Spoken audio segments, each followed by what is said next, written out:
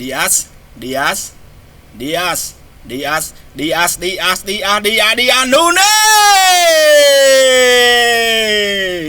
Darwin Nunes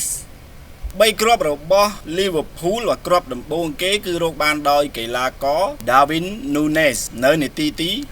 51 Darwin Nunes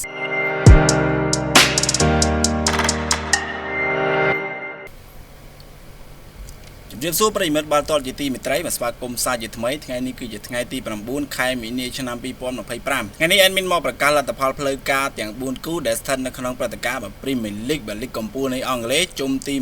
28 អូខេឥឡូវយើងកុំឲ្យខាត់ពេលយូរយើងទៅមើលលទ្ធផលទាំងអស់គ្នាបាទគូទី1គឺជួបគ្នារវាង Nottingham Forest ប៉ះជាមួយនឹង Mikel Manchester City បាទដោយលទ្ធផលផ្លូវការនោះគឺក្រុមម្ចាស់ផ្ទះបាទ Nottingham Forest យកឈ្នះទៅលើក្រុមភ្ញៀវ Manchester City 1-0 មួយគ្រាប់របស់ Nottingham Forest គឺរកបានដោយកីឡាករ Hudson Odoi នៅនាទីទី 83 បាទគូទី 2 គឺជួបគ្នារវាងចាប់ស Brighton ប៉ះជាមួយនឹង Fulham លទ្ធផលផ្លូវការនោះគឺក្រុមម្ចាស់ផ្ទះ Brighton យកឈ្នះទៅលើក្រុមភ្ញៀវ Fulham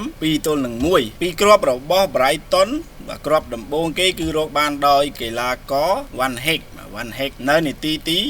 41 Jean Paul Van Heck និងគ្រាប់ទី 2 គឺរកបានដោយកីឡាករ Joao Pedro នៅនាទីទី 90 +8 បាទចុងម៉ោងតាំងទី 2 បាទនៅរកបានមួយគ្រាប់ទៀតគូទី 3 គឺជួបគ្នារវាង Crystal Palace ប៉ះជាមួយនឹង Ipswich Town ដោយលទ្ធផលផ្លូវការនោះគឺក្រុមម្ចាស់ផ្ទះ Crystal Palace យកឈ្នះទៅលើក្រុមភ្ញៀវIpswich Town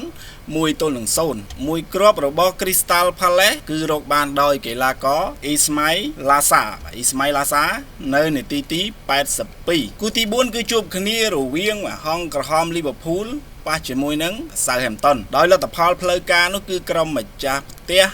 Liverpool យកឈ្នះទៅលើក្រុមភ្ញៀវ Southampton 3-1